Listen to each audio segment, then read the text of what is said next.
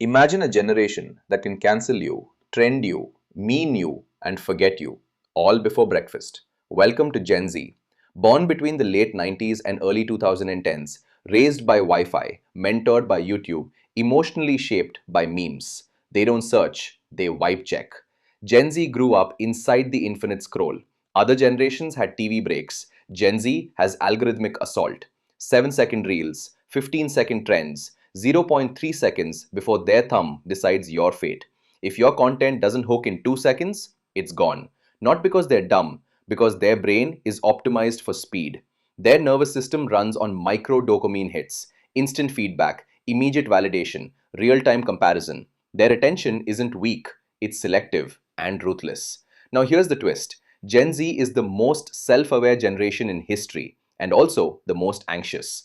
They can diagnose their attachment style, explain gaslighting, quote therapy content, and still text LOL while having a silent existential crisis. Humor is their armor. Sad? Make a meme. Heartbroken? Post a story with dramatic music and ironic captions. They'll say, I'm emotionally unavailable, and mean it, but secretly hope someone proves them wrong. Extreme emotional intelligence, extreme emotional fragility. For Gen Z, identity is not fixed, it's fluid. It's not a label, it's a playlist. Career fluid, location fluid, opinion fluid. They don't want one job for 30 years. They want freedom, a side hustle, a personal brand, remote work, and therapy at 3 p.m. They value authenticity over authority. You can be a CEO, but if you're cringe, you're irrelevant. Respect isn't demanded, it's vibe earned. Now, the paradox: they have 1,000 followers, 6 group chats, multiple accounts, and still feel alone because connection is not intimacy. They can broadcast their life to the world